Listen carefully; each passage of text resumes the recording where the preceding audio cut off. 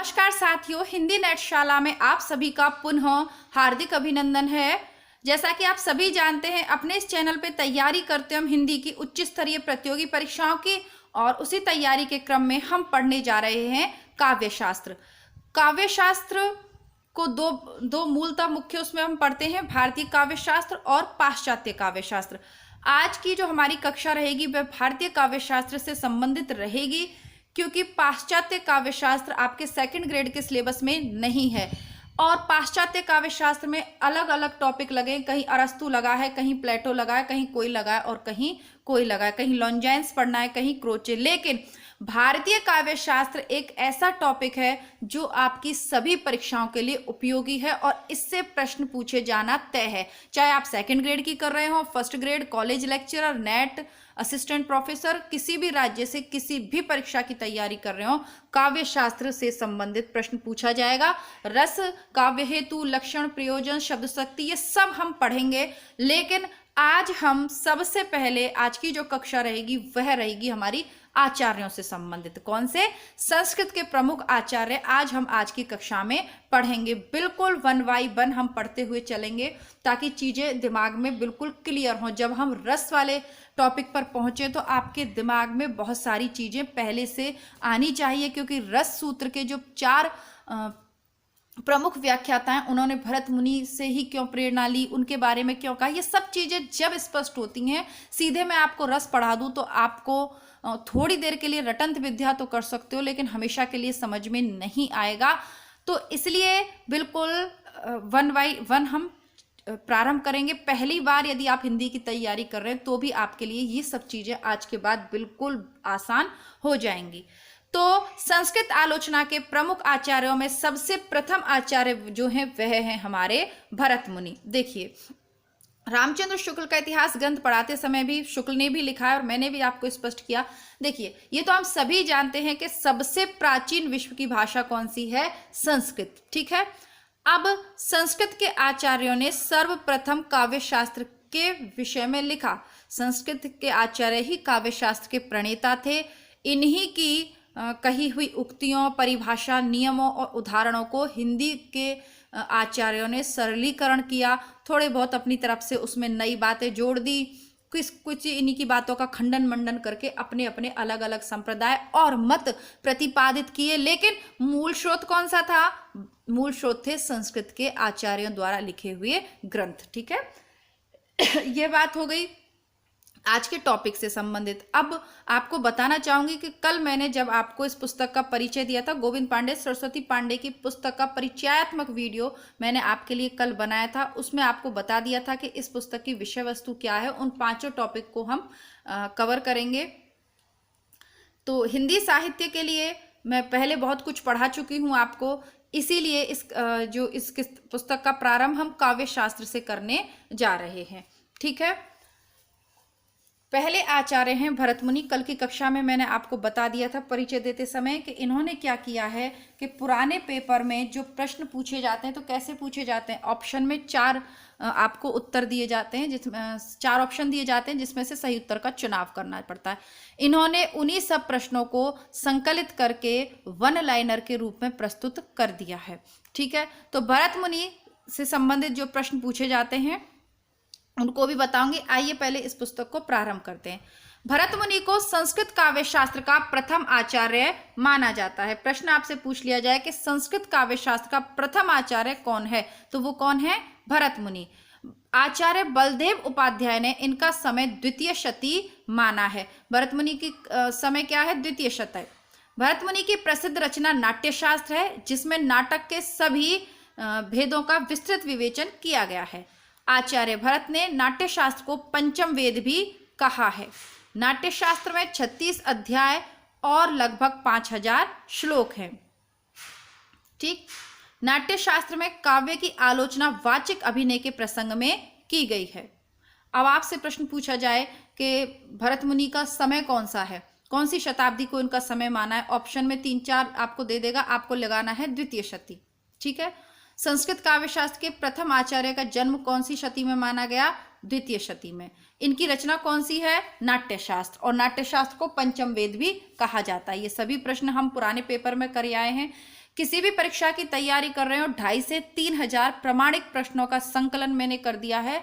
और नेट के पुराने पेपर करके प्लेलिस्ट है, उसको शुरू से देखना प्रारंभ कीजिए। इससे कोई फर्क नहीं पड़ता कि कौन सा प्रश्न कौन से ईयर में पूछा गया है, लेकिन इसी के माध्यम से आपके 4-5 हजार ऐसे प्रमाणिक प्रश्नों की तैयारी हो जाती है, जिनमें से आपका आधे से ज़्यादा पेपर वो कवर कर ले जाएंगे। ठीक है, जिन्होंने किया है उनको सॉल्व वो जानते हैं, जिन्होंने नहीं किया वो कर लीजिए। ठीक है, अब नाट्यशास्त्र में कितने अध्याय हैं? 36। इस तरीके के प्रश्न भी पूछे जाते हैं, क्योंकि पूछा क्या गया था कि अरस्तु के ग्रंथ में कितने अध्याय हैं, उसमें 24 उत्तर था उसका। लेकिन हमें ये याद रखना है कि भरत मुनि के नाट्यशास्त्र में कितने अध्याय हैं इस पुस्तक में? 36 अध्याय, लगभग 5,000 श्लोक। आपसे कोई पूछ ले कि काव्य की आलोचना से संबंधित नाट्यशास्त्र के कौन से प्रसंग में लिखा हुआ है, तो काव्य की आलोचना से संबंधित वाचिक अभिनय का जहां प्रसंग है नाट्यशास्त्र में, वहां लिखा गया है। अब भरत मुनि ने नाट्यशास्त्र में 10 गुण, 10 दोष और 4 अलंकार बताए हैं: उपमा, रूपक, दीपक और यमक। ठीक, रूपक, दीपक, यमक और उपमा। उपमा, रूपक तो सब सर्वमान्य है ही, दीपक और यमक, इस प्रकार केवल 4 अलंकार मूलतः भरत मुनि मानते हैं। बाद में इन्हीं के भेद प्रभेद होते रहे। नाट्यशास्त्र के में कितने गुण माने हैं? 10 गुण माने हैं, 10 ही दोष माने हैं। नाट्यशास्त्र के 6ठ एवं 7वें अध्याय में रस तथा भाव का वर्णन किया गया है। तो यही चीज मैं आपको समझा रही थी, जो इनका ग्रंथ है नाट्यशास्त्र, उसका जो 6ठा अध्याय है उसमें रस का वर्णन किया गया है। और इसी रस सूत्र के व्याख्याता 4 कवि हैं: भट्ट लोलट, भट्ट शंकुक, भट्ट नायक और अभिनव गुप्त। तो ये इसी रस सूत्र के व्याख्याता हैं। जो रस सूत्र का वर्णन कौन से में है? नाट्यशास्त्र के 6ठे अध्याय में। ठीक, भरत मुनि ने रसों की संख्या 8 मानी है। भरत मुनि ने रसों की संख्या कितनी मानी है? 8 मानी है। यह भी प्रश्न पूछा जाता है, तो इसको शॉर्ट नोट्स के रूप में आप तैयार कर लीजिएगा। नहीं करना चाहते हैं तो मैं आपको परीक्षा से पूर्व शॉर्ट नोट दे दूंगी, वहां से आपको इतना लगभग नहीं पढ़ना पड़ेगा। छोटे से पेज पे आपके सारे आचार्य हो जाएंगे और उनसे संबंधित प्रश्न भी। ठीक, भामह। अब दूसरे आचार्य की बात कर लेते हैं। दूसरे आचार्य कौन से हैं? संस्कृत के भामह हैं। तो भरत मुनि का समय 2वीं शताब्दी था। बीच की 3-4 शताब्दियों में कोई आचार्य ने इस धरती पे जन्म नहीं लिया। उसके बाद जो विशेष आचार्य हुए संस्कृत साहित्य के, वह हुए भामह। संस्कृत काव्य शास्त्र की बातें की है। आचार्य बलदेव उपाध्याय ने भामह का समय 6ठ शती का पूर्वार्ध निश्चित किया। 6ठी शती के शुरू में ही ये आ गए थे, यानी भरत की 4 शताब्दी बाद। भामह कश्मीर के निवासी थे तथा इनके पिता का नाम रक्रिल गौमी था। सर्वप्रथम भामा ने ही अलंकार को नाट्यशास्त्र की परतंत्रता से मुक्त कर एक स्वतंत्र शास्त्र या संप्रदाय के रूप में प्रस्तुत किया। तो इसको आप ऐसे भी समझिए, आपसे इस तरीके के प्रश्न पूछे जाते हैं कि निम्नलिखित में से कौन सा आचार्य अलंकारवादी था या अलंकारवादी नहीं था। तो भामह को तो आप अलंकार शास्त्र का प्रणेता कह सकते हैं, अलंकार संप्रदाय का। क्यों? क्योंकि पहले अलंकार को किसके अंतर्गत पढ़ा जाता था? भरत मुनि के नाट्य शास्त्र के अंतर्गत प्रमुख 4 अलंकारों के रूप में अलंकार को पढ़ा जाता था। लेकिन भामा ने क्या किया? भामा ने आते ही ये कह दिया कि भाई ये नाट्य शास्त्र का विषय नहीं है, बल्कि अलंकार को तो एक अलग शास्त्र, अलंकार शास्त्र या अलंकार संप्रदाय के रूप में पढ़ा जाना चाहिए, और इन्होंने इसको नाट्य शास्त्र से अलग कर दिया। तो ये तो अलंकारवादी आचार्य हुए ना। भामा ने काव्य अलंकार नामक ग्रंथ की रचना की, जो 6 परिच्छेदों में विभक्त है। और अपनी बात को प्रस्तुत करने के लिए उन्होंने कुछ प्रमाण दिए, कुछ नियम उदाहरण दिए और परिभाषाएं दी, तर्क दिए। उन सब का समावेश किसमें किया गया? काव्य अलंकार में। भामा के काव्य अलंकार में परिच्छेदानुसार निरूपित विषयों की तालिका, ये आगे देखेंगे हम। कितने परिच्छेद हैं इनके? इसमें कितने हैं? 6 परिच्छेद। अब भामा का जन्म काल है 6ठी शताब्दी। ठीक है, कश्मीर के निवासी थे और प्रमुख कार्य क्या किया कि अलंकार को नाट्य शास्त्र से अलग कर दिया। ठीक, काव्य अलंकार इनका ग्रंथ है जो बार बार परीक्षा में पूछा जाता है, जो कि 6 परिच्छेदों में विभक्त है और नाट्यशास्त्र 36 अध्यायों में विभक्त है। अब कौन कौन से हैं? प्रथम परिच्छेद, अब आपसे इतना गहराई से नहीं पूछेगा, लेकिन देख लीजिए क्योंकि हम बुक पढ़ रहे हैं तो जो कुछ बुक में लिखा है वो सब पढ़ना है। प्रथम में काव्य के साधन, लक्षण तथा भेदों का निरूपण। द्वितीय में अलंकार निरूपण। तृतीय और तृतीय 2 अध्याय अलंकारों को दे दिए। चौथे अध्याय में 10 दोष निरूपण, पंचम में न्याय विरोधी दोष निरूपण और छठे में शब्द शुद्धि निरूपण। तो ये हो गया एक सामान्य सा परिचय। अब इससे संबंधित जो प्रश्न पूछे जाते हैं वो देखिए।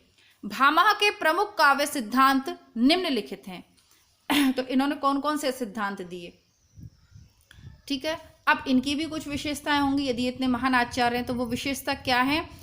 पहले तो इन्होंने कहा कि शब्द तथा अर्थ दोनों का काव्य होना जरूरी है। ये लिखते हैं शब्दार्थो सहितो काव्यम। परीक्षा में बार बार पूछी जाती हैं कि शब्दार्थो सहितो काव्यम किसकी पंक्तियां हैं, तो ये भामह की पंक्तियां हैं। भामह क्या कहते हैं, भामह यानी भारी। तो ये क्या कहते हैं कि न केवल शब्द ही काव्य होना चाहिए, उसका जो अर्थ निकले वो भी काव्यात्मक ही होना चाहिए। ऐसा नहीं है कि अर्थ कुछ उल फिजूल निकले, नहीं, उसमें भी काव्यात्मकता होनी चाहिए। शब्द प्लस अर्थ, शब्दार्थो सहितौ काव्यम। शब्द और अर्थ दोनों मिलकर ही काव्य बनते हैं, ठीक है। ये प्रश्न आपका तैयार हो गया।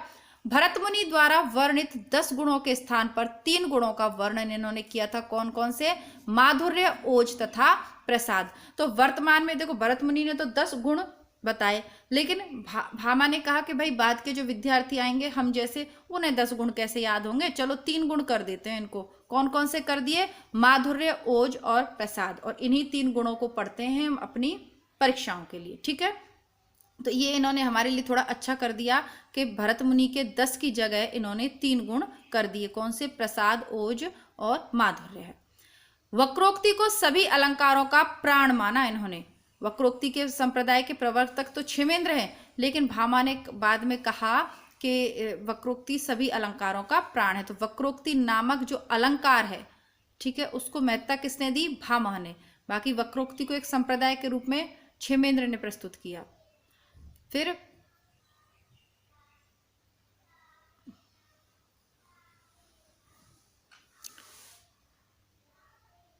10 विध काव्य दोषों का विवेचन। तो काव्य दोष तो 10 उन्होंने भी माने हैं, भरत ने भी माने हैं। रीति को ना मानकर काव्य गुणों का विवेचन इन्होंने किया। तो ये जो मुख्य मुख्य आपको बातें याद रखनी है वो, एक तो शब्दार्थ तो सही तो काव्यम, दूसरा है इनका ग्रंथ काव्यालंकार, तीसरा है इनका समय 6ठी शताब्दी का पूर्वार्ध, और चौथी बात है कि 10 भरत मुनि के 10 गुणों के स्थान पर इन्होंने 3 गुण बताए, माधुर्य, ओज और प्रसाद, जिन्हें वर्तमान हिंदी काव्य शास्त्र में हम पढ़ते हैं। 2 आचार्य आपके तैयार हो गए। तीसरे आचार्य आए दंडी। अब दंडी जी क्या करेंगे, दंडी का मतलब होता है दंड, और दंडी का मतलब होता है जो एक मजबूत सा वो होता है जिस सन्यासी लोग अपने हाथ में रखते हैं, वो दंड जो होता है, जिसे राजा दंड देने के लिए उस लट्ठे का प्रयोग करता है, उस लाठी का, और उसी लाठी का प्रयोग सन्यासी भी करते हैं, दंडे का। तो बस वही है। आचार्य दंडी का समय सप्तम शती स्वीकार किया जाता है, ठीक है। तो दूसरी शती में भरत आ गए, 6ठी शती के पूर्वार्ध में आ गए भामा, तो 7वीं शती में कौन सा विद्वान आएगा, वो आ गए दंडी। अब दंडी जी क्या कह रहे हैं, ये भी कुछ नया करेंगे। प्रत्येक क्रिया के रूप में प्रत्येक क्रिया के फलस्वरूप प्रतिक्रिया होती है। देखिए बहुत सारी बातें भामा ने करी, उनमें से कुछ से संतुष्ट नहीं हुए दंडी, तो दंडी अपना एक अलग संप्रदाय चलाएंगे। दंडी की बहुत सी बातों से जो है वामन सहमत नहीं होंगे, तो वामन अपना अलग संप्रदाय लगाएंगे। वामन की बहुत सी बातों से उद्भट सहमत नहीं होंगे, फिर वो एक नया संप्रदाय लाएंगे। और ये लोग एक दूसरे की बातों से सहमत असहमत होते गए, नई नई किताबें बनाते गए, और हमारे लिए ढेरों किताबें पढ़ने के लिए इन्होंने तैयार कर दी। कोई भी किसी भी बात पर एक मत ये नहीं थे, क्योंकि ईश्वर ने सबको अलग अलग मस्तिष्क और सोचने समझने की बुद्धि दी है, तो सबने उसी के अनुसार कार्य किया। अब दंडी जी क्या कहते हैं, दंडी जी का समय 7वीं शताब्दी है, और ये दक्षिण के निवासी थे, दक्षिण भारत के निवासी थे। दंडी पल्लव नरेश सिंह विष्णु के सभा पंडित भी थे, दक्षिण भारत के थे, और वहां पर जो पल्लवों का शासन था तो उसके जो राजा थे सिंह विष्णु, उनके सभा पंडित थे दंडी महाराज। और दंडी महाराज अलंकार संप्रदाय से संबंध थे तथा काव्यादर्श नामक महनीय ग्रंथ की इन्होंने रचना की। कौन से संप्रदाय से, अलंकार संप्रदाय से संबंधित थे। अब भामा और दंडी ये 2 तो अलंकारवादी हो ही गए, ये कह रहे काव्यादर्श नामक ग्रंथ इन्होंने लिखा। तो अब इस काव्यादर्श के अलावा भी इनका एक ग्रंथ है दश कुमार चरित्र, जो पूछा जाता है, लेकिन यहाँ हम काव्य शास्त्र का अध्ययन कर रहे हैं तो केवल काव्यादर्श के विषय में ही परिचय मिलेगा, लेकिन इसका दश कुमार चरित्र भी इनका पूछा जाता है, लिख लीजिएगा आप लोग। तो काव्यादर्श, अब जब आपको आदर्शों की पालना करवानी हो, आप इनके ग्रंथ कैसे याद रखेंगे? देखिए, आदर्श, काव्यादर्श, तो जब को आदर्शों की पालना करवानी हो तो आपको दंड का विधान करना पड़ता है या डंडा लेकर चलना पड़ता है, तभी तो आदर्श राज्य की स्थापना होती है। काव्यादर्श में 4 परिच्छेद तथा लगभग 650 श्लोक हैं। दंडी प्रथम आचार्य थे जिन्होंने वैदर्भी तथा गौड़ी रीति के पारस्परिक अंतर को स्पष्ट किया तथा इसका संबंध गुणों से स्थापित किया। भाई उन्होंने क्या किया? वामन ने तो क्या कर दिया? वामन ने नाट्य शास्त्र से अलंकार को अलग कर दिया। अब दंडी जी चले, दंडी जी ने कहा नहीं, इतने पे थोड़ी ना, थोड़ा सा चलो और कुछ क्रिएटिव करते हैं। तो इन्होंने क्या किया? वैदर्भी तथा गौड़ी रीति में पारस्परिक क्या अंतर है, ठीक है, उसको स्पष्ट किया तथा इनका संबंध किससे? गुण से स्थापित किया। ठीक है, गुण से स्थापित किया। प्रसाद गुण, माधुर्य गुण, ओज गुण, जो 3 गुण है ना, उससे रीतियों का संबंध स्थापित किया। प्रसाद गुण के अंदर कौन सी रीति आती है, माधुर्य गुण के अंतर्गत कौन सी रीति में आप वर्णन कर सकते हो, तो ये स्थापित करने का कार्य किसने किया? दंडी महाराज ने किया। अब दंडी जी का जो काव्यादर्श है उसमें निरूपित जो विषय हैं, उन 4 परिच्छेद हैं, तो उनका निरूपण ये सारणी पढ़ के सुना देती हूँ आपको। प्रथम में काव्य लक्षण, भेद, रीति तथा गुण का विवेचन है। दूसरे में अर्थालंकार निरूपण है। तीसरे में शब्दालंकार निरूपण है और चौथे में 10 विध काव्य दोषों का वर्णन है। ठीक है, आचार्य बलदेव उपाध्याय दंडी को रीति संप्रदाय का मार्गदर्शक मानते हैं। ये बात देखिए, रीति संप्रदाय का प्रवर्तक तो वामन है, लेकिन मार्गदर्शन का कार्य किसने किया? दंडी ने किया। यानी कि जैसा कि मैंने आपसे कहा, क्रिया के फलस्वरूप प्रतिक्रिया हुई। तो जो दंडी ने कह दिया तो थोड़ा थोड़ा रीति के पक्ष में इन्होंने कहा, लेकिन अलग से संप्रदाय इन्होंने नहीं बनाया। रीति संप्रदाय के प्रवर्तक आचार्य कौन है? जो हमारे आज के चौथे आचार्य हैं। और समय कौन सा होगा? 8वीं शती का उत्तरार्ध। वापस से रिपीट करवा देती हूँ। भरत द्वितीय, ये प्रश्न पूछा जाता है, भरत दूसरी शती, दंडी छठी शती का, सॉरी, भरत के बाद कौन पढ़े थे? भामह छठी शती का पूर्वार्ध, प्रारंभ जहां से होता है। फिर पढ़े थे हमने दंडी महाराज तीसरे नंबर पे, वो 7वीं शताब्दी में आए। और चौथे नंबर पे आगे वामन, और कौन सी शताब्दी में आए? 8वीं शती के उत्तरार्ध में। वामन कश्मीर नरेश जयापीड़ के मंत्री थे। ठीक, आचार्य वामन ने काव्यालंकार सूत्र नामक ग्रंथ की रचना सूत्रों में की है तथा स्वयं ही इन सूत्रों पर वृत्ति भी लिखी है। तो इनका ग्रंथ कौन सा है? काव्य अलंकार सूत्र। अगर काव्य अलंकार पूछा जाएगा तो भामह ने किया है, लेकिन सूत्र, क्योंकि इसकी वृत्ति भी लिखी है ना, रचना सूत्रों में तो की है लेकिन उसकी वृत्ति भी लिखी है, तो इसलिए काव्य अलंकार सूत्र पूछा जाए तो वामन कर रहा है। ये सभी दक्षिण भारत में लगभग कश्मीर के आसपास के ये विद्वान थे। कश्मीरी पंडित आप इनको कह सकते हो, कश्मीरी पंडित थे ये सभी विद्वान, है ना। और उस समय कश्मीर में इतने विद्वान थे, पूरे विश्व के सर्वाधिक विद्वान कश्मीर में उस समय थे। काव्य अलंकार सूत्र में सूत्रों की संख्या 319 है तथा ग्रंथ 5 परिच्छेदों में विभक्त है। काव्य अलंकार सूत्र जो वामन का है उसमें सूत्रों की संख्या 319 है। वामन के प्रमुख काव्य सिद्धांत निम्नांकित हैं। ठीक है, अब इनको पढ़ेंगे, लेकिन इससे पहले देख लीजिएगा शॉर्ट में, जैसे आपको कैसे याद रहेगा कि रीति के संप्रदाय वामन थे, क्योंकि जग को रीति नीति की बातें कौन बताता है? ब्राह्मण, वामन देवता ही तो होते हैं ना, जो सबको रीति नीति की बात बताते हैं, क्या सही है क्या गलत, नैतिक अनैतिक। ठीक है, इस तरीके से ट्रिक के माध्यम से याद कर लीजिए। चैनल पे पहली बार हैं, पहली बार वीडियो देख रहे हैं तो प्लेलिस्ट आप जरूर चेक करिएगा। आपको अच्छा लगे तो सब्सक्राइब करिएगा। सब्सक्राइब करने के लिए कोई ज़्यादा दबाव आप पे नहीं है, लेकिन हाँ प्लेलिस्ट चेक जरूर करिएगा, क्योंकि आप second grade, first grade, TGT, PGT, किसी भी राज्य से किसी भी प्रतियोगी परीक्षा की तैयारी कर रहे हो, नेट की, असिस्टेंट की, किसी की भी तैयारी कर रहे हो, प्लेलिस्ट में आपको संपूर्ण विषय सामग्री मिल जाएगी। आपकी किताबें जो लगी हुई है, आपकी कविताएं जो लगी हैं वह भी उपलब्ध हैं।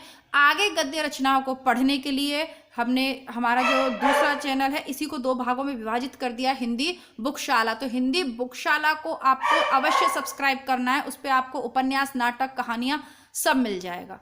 ठीक है, कुछ नहीं करना है, बस प्लेलिस्ट चेक करनी है और चैनल को सब्सक्राइब करना है, तब जब आपको अच्छा लगे।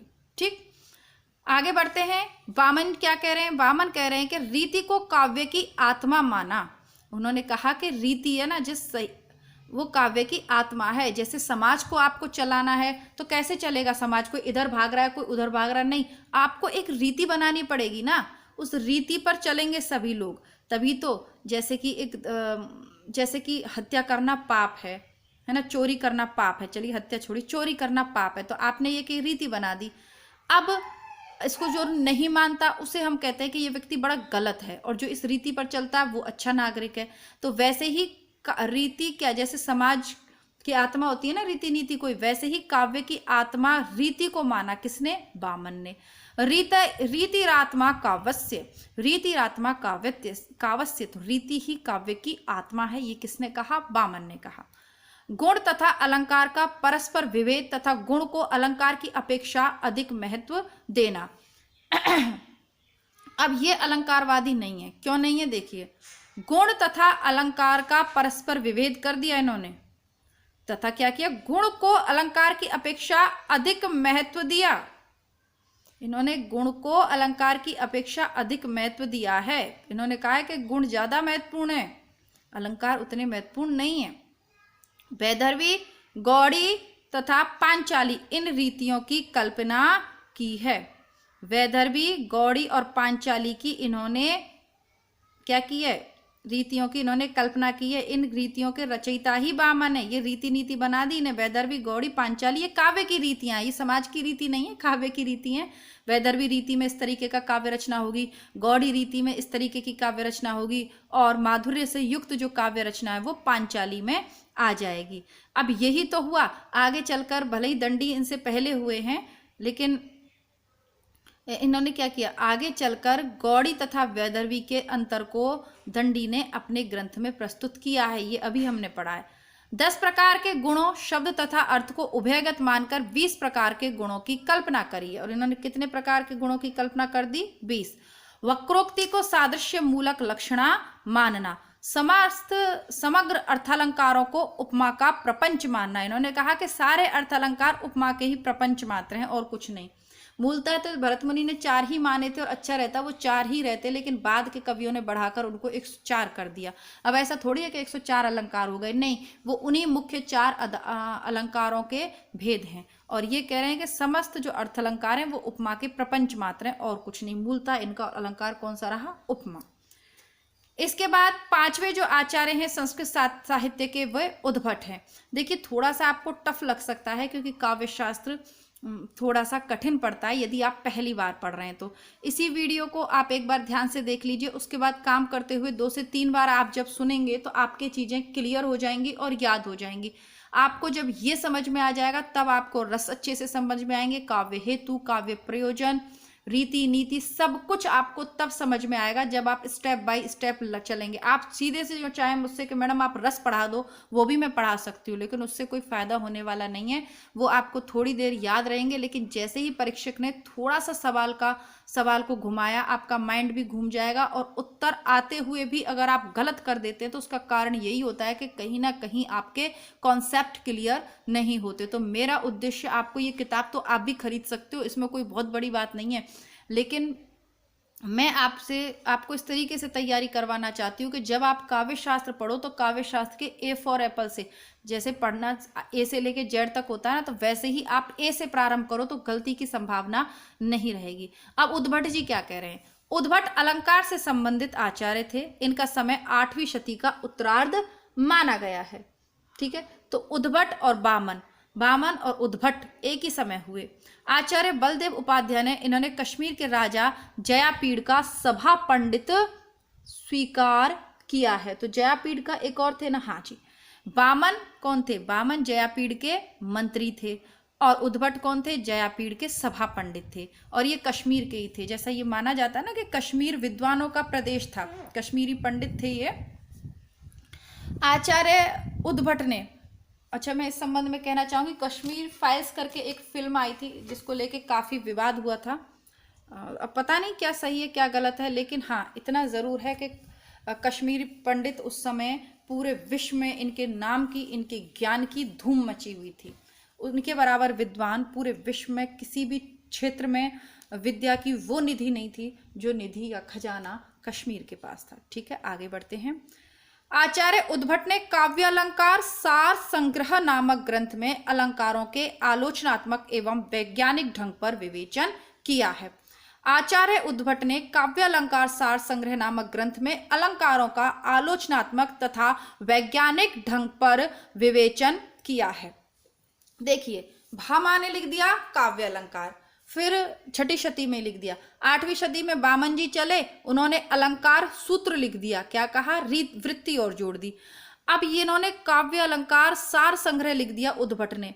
बामन ने भी लिखा काव्य अलंकार सूत्र, तो इन्होंने कहा उद्भट, ये दोनों एक ही जयापीठ के सभा में तो थे। उद्भट ने सोचा कि यार बामन लिख रहा है, मैं कैसे पीछे रहूं।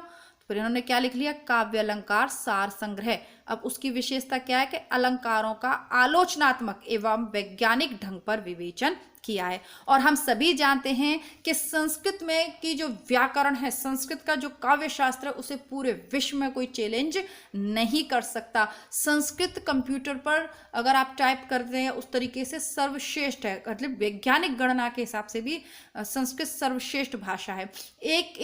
एक भी बिंदु, इसमें एक बिंदु भी अगर कहीं लग रहा है ना, तो उसका भी कोई नियम है, उस नियम के तहत ही वो लग रहा है। इसीलिए कंप्यूटर के लिए बहुत इजी है संस्कृत, क्योंकि उसमें एक बार आप इसके सारे नियम फीड कर दो तो वो इजीली काम हो जाएगा। लेकिन हम संस्कृत को छोड़कर अंग्रेजी की तरफ भाग रहे हैं कि पता नहीं अंग्रेजी में क्या है। जहाँ TO2 है तो जियो जू ना होकर कुछ और ही हो जाता है, गो हो जाता है, जिसका कोई नियम नहीं है। केवल अंग्रेज जैसे बोलते थे, हम सब रट्टू तोते की तरह TO2 जियो गो लग रहे हैं। ना तो TO2 बोलते हैं, ना जियो कुछ और बोलते हैं। क्यों कर रहे हैं? क्योंकि अंग्रेज जैसे बोलते हैं, हमें तो वैसे बोलना है। उस भाषा में कुछ भी नहीं है, लेकिन उन लोगों ने उस भाषा का प्रचार प्रसार ऐसा कर दिया कि हम अपनी संस्कृत को भूल गए। खैर, वापस लौटते हैं।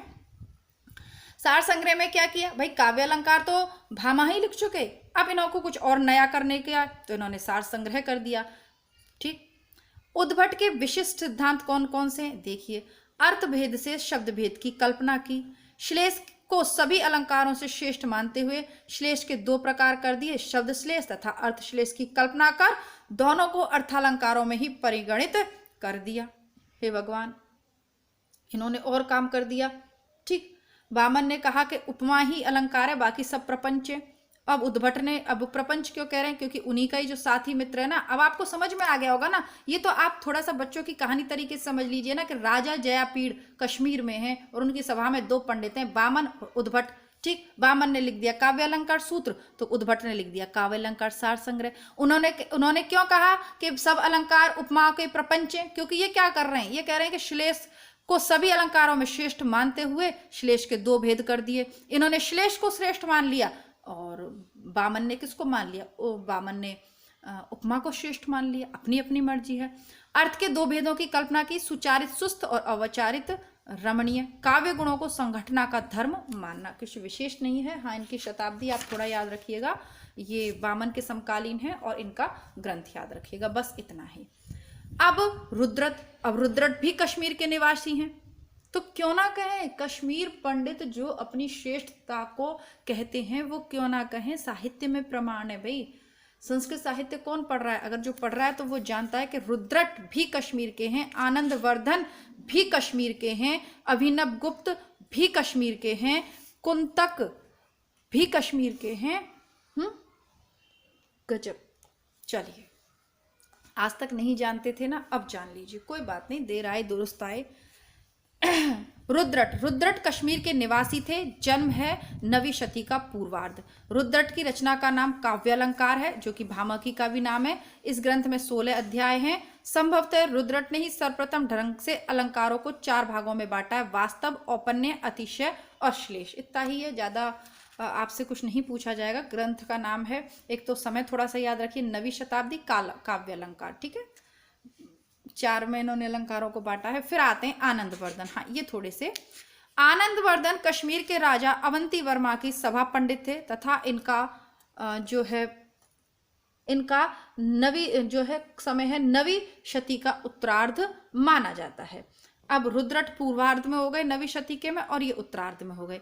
आनंदवर्धन ने काव्य शास्त्र में ध्वनि संप्रदाय को प्रवर्तन किया।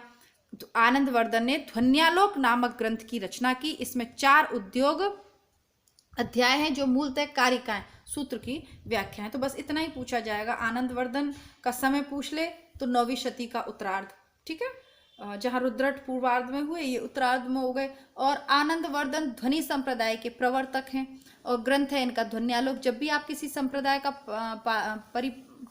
किसी संप्रदाय का प्रतिपादन करेंगे या उसे बनाएंगे तो उससे संबंधित नियम तर्कों के लिए भी तो आपको एक ग्रंथ बनाना पड़ेगा ना। तो वो इनका कौन सा है, ध्वन्यालोक।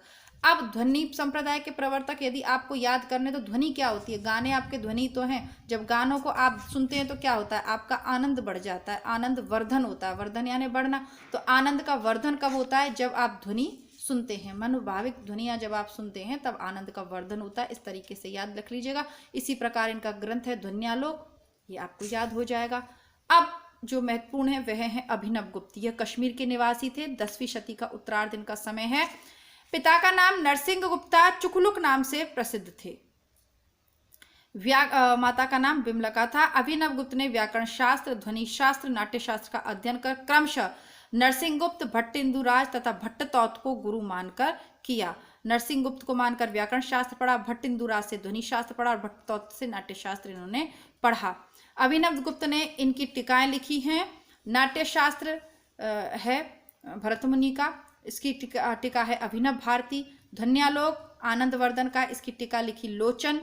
और काव्य कौतुब ये भट्टतौत का है और इसकी इन्होंने लिखी है काव्य कौतुब विवरण। अभिनव गुप्त ने तंत्रलोक नामक श्रेष्ठ दार्शनिक कृति का निर्माण किया तथा यह ग्रंथ रत्न तंत्र शास्त्र का विश्वकोश माना जाता है। इन्होंने एक अच्छा काम कर दिया। क्या कर दिया, अभिनव गुप्त ने क्या काम कर दिया, नया तंत्रालोक नामक श्रेष्ठ दार्शनिक कृति की रचना की। यह ग्रंथ रत्न तंत्र शास्त्र का विश्वकोश माना जाता है। तंत्रालोक, अभिनव गुप्त, तंत्रालोक, ठीक है। इसके बाद 9वें हैं कुंतक, कश्मीर के निवासी थे, वक्रोक्ति संप्रदाय का प्रवर्तक माना जाता। सॉरी, मैंने क्षेमेंद्र को वक्रोक्ति का आपको बताया, जो बिल्कुल गलत है। क्षेमेंद्र वक्रोक्ति के संप्रदाय नहीं, प्रवर्तक नहीं थे। वक्रोक्ति संप्रदाय के प्रवर्तक कुंतक थे। और इसकी ट्रिक भी मुझे याद थी, लेकिन मैं आपको उस समय गलती से शायद मैं आपको क्षेमेंद्र भूल गई। क्योंकि वक्रोक्ति की ट्रिक यह है कि कुंतक मतलब आपके बाल, आपकी लटें, तो घुंघराली लटें होती है ना, वक्र लटें होती है, एकदम सीधे थोड़ी बाल होते हैं, थोड़े थोड़े घुंघराले से होते हैं ना, तो वक्र होते हैं, टेढ़े मेढ़े बालों की लटाएं होती हैं। तो इसी तरीके से इसको मैंने अपने समय पे याद कर रखा। अपने समय से मतलब विद्यार्थी जीवन में, विवाह पूर्व। वक्रोक्ति कुंतक है ना, कुंतक टेढ़े मेढ़े होते हैं ना, कुंतल कुंतक, तो बस वही वक्रोक्ति संप्रदाय। कुंतक का समय 10वीं शती का उत्तरार्ध स्वीकार किया गया है। अभिनव गुप्त और कुंतक एक ही शती के। कुंतक की प्रसिद्ध कृति है वक्रोक्ति जीवितम, 4 उन्मेषों में विभक्त कारिका एवं वृत्ति से सम्मिलित ग्रंथ है। तो कुंतक की प्रसिद्ध कृति कौन सी है, वक्रोक्ति जीवितम, ठीक है। 4 उन्मेषों में विभक्त कारिका एवं वृत्ति से सम्मिलित ग्रंथ है। 10वें आचार्य हैं धनंजय, राजा मुंजराज के सभा पंडित, 10वीं शताब्दी का उत्तरार्ध। ये जो हैं अभिनव गुप्त, कुंतक, धनंजय 10वीं शताब्दी के हैं। ध्वनि विरोधी आचार्य थे तथा दशरूपक नामक ग्रंथ की रचना इन्होंने की।